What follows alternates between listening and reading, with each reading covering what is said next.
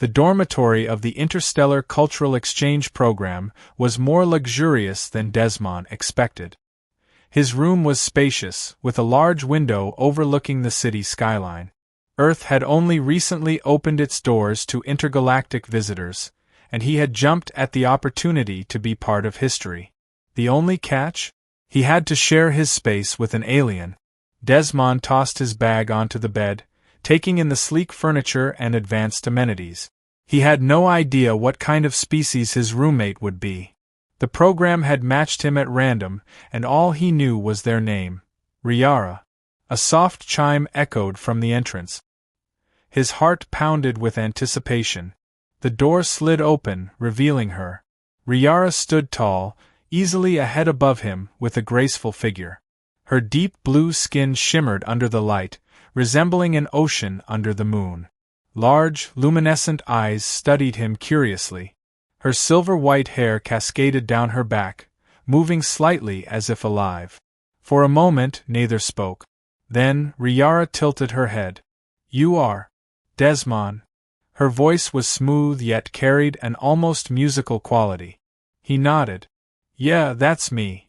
She stepped inside, her movements fluid and elegant. Her attire was a mix of fabric and bioluminescent material that pulsed faintly.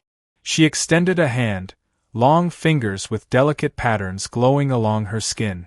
"A pleasure. I hope we will get along." She struggled slightly with the phrase, as if tasting the words. Desmond grinned, shaking her hand. "Same here. Welcome to Earth, Riara." As their hands touched, a strange warmth spread up his arm. Her skin was cool, yet sent a tingling sensation through him. Riara's eyes widened slightly, and she withdrew her hand quickly. "Strange," she murmured, her cheeks darkening with an odd, violet hue. Desmond raised an eyebrow but decided not to question it. "So, do you need help settling in?" he asked. Riara hesitated before nodding. "Yes, but I also wish to understand humans better. May I observe you?" "Observe? Yes. I have studied about humans, but being close to one is different." Desmond chuckled. "Well, as long as you don't stare too much, I think we'll be fine." She blinked slowly. "I will try." As they unpacked, Riara's curiosity never wavered. She watched everything he did, from how he folded clothes to the way he adjusted his pillow. But what Desmond didn't realize was that Riara's people had an unusual way of forming attachments, and he had just unknowingly made himself the center of her fascination. Days passed, and Desmond quickly realized Riara wasn't just interested in human culture, she was obsessed with him. She followed him everywhere, asking endless questions. "Why do humans sigh when they are tired? What does cute mean? Do I look cute to you? Your scent changes when you sleep. Why?" Her curiosity was endearing at first, but soon things became strange. One evening, he woke up feeling watched. Blinking against the dim light, he found Riara sitting beside his bed, staring at him. "Riara!" He nearly fell out of bed. "What are you doing?" "I was ensuring your well-being," she said, completely unfazed. "You made soft noises. I believed you were in distress." Desmond groaned. "It's called dreaming." Dreams." She leaned closer, her glowing eyes unblinking. "Do you dream of me?" Desmond choked on air. What? No. I mean, what kind of question is that?" Riara tilted her head as if processing something. Then, very softly, she whispered, "I dreamed of you."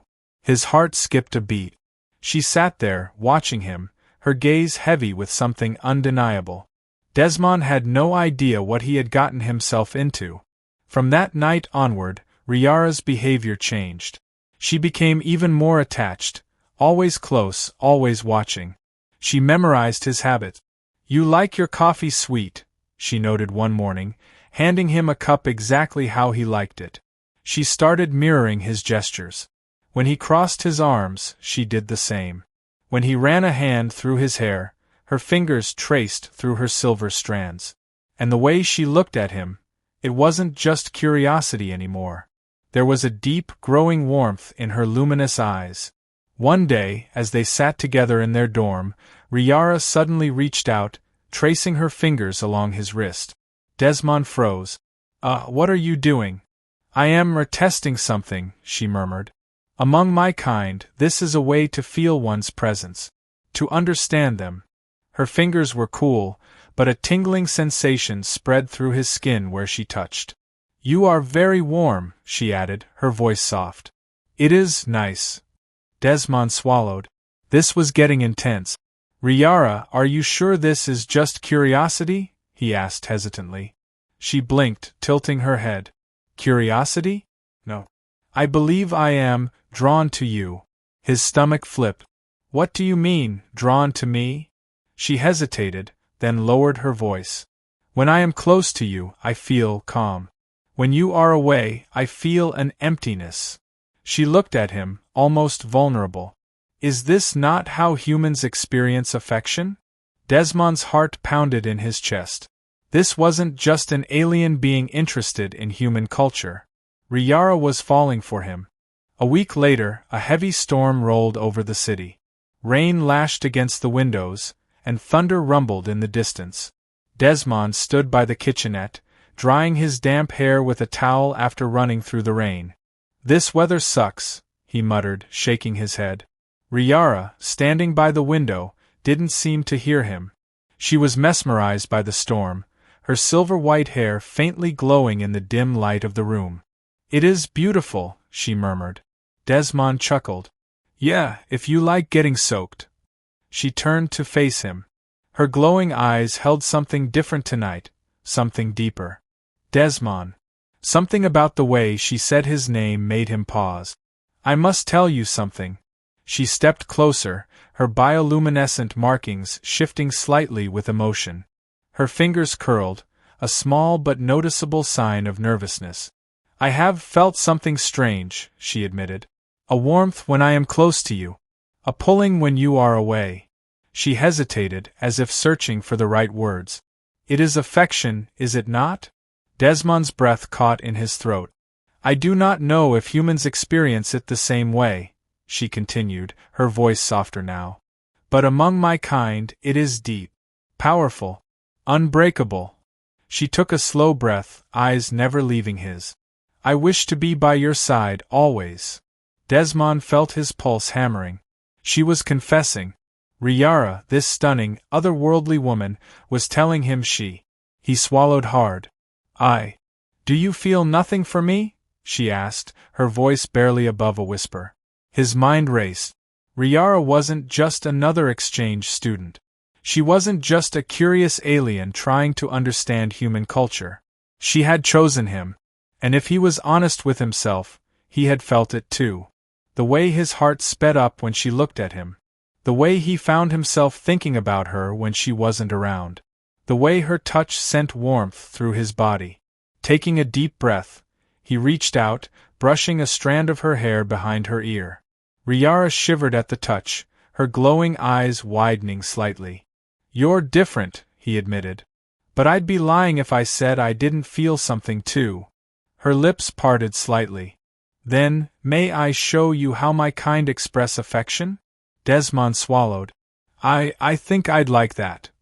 Slowly, Riara leaned in, her touch featherlight against his arm. And as their lips met, a strange, electric warmth spread between them. It was unlike any kiss he had ever known, soft yet deep. Her cool lips tingled against his, and for a moment, he felt like he was drowning in starlight. When they pulled apart, Riara's bioluminescence glowed brighter, her expression filled with something unmistakable. Something had changed between them, and there was no turning back. After that night, everything was different. Riara was no longer just his curious alien roommate, she was his. She no longer hesitated to touch him, reaching for his hand whenever they walked together, tracing her fingers along his wrist when they sat side by side. Sometimes, when they watched old Earth movies, she would rest her head against his shoulder, her soft silver hair brushing against his neck. Desmond wasn't sure how it happened, but he had stopped thinking of Riara as just an exchange student. She was part of his life now, a constant presence, a warmth that made his days brighter. Her attachment became even more intense. She clung to him in little ways, pressing against his side as they talked, curling beside him when they sat on the couch, wrapping her fingers around his when they stood too close. He learned that her species bonded for life. Once they chose someone, that connection couldn't be broken. Riara had chosen him, and he couldn't imagine life without her. But their love was tested when the exchange program neared its end. The notification came one evening. Desmond stared at the message on his tablet, his chest tightening. Final week of the program. Departure protocols will begin soon. His hands clenched. Riara was leaving. He turned to her, his heart pounding. She sat at the window, her silver hair glowing softly in the moonlight. "Riara," he said quietly. She turned, and the moment their eyes met, he knew, she already knew. "I do not wish to return alone," she whispered. Desmond swallowed hard. "You mean?" "I want you to come with me," she said, stepping forward. "To my world. To my people." His world tilted. Leave Earth? Travel to an alien planet for her? Riara reached for his hands, pressing them against her own. "I have chosen you, Desmond. My kind does not love lightly. If I leave without you, I will never feel whole again." He could see it in her glowing eyes, the raw, aching love she held for him. A love that wasn't fleeting. A love that meant forever. And in that moment, he knew, he had already made his decision. Taking a deep breath, he smiled.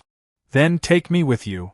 Riara's face lit up, and in a rush of pure joy, she threw her arms around him, pressing close, as if she never wanted to let go. She had chosen him, and he had chosen her. Their love was not just a fleeting moment. It was a bond that could never be broken.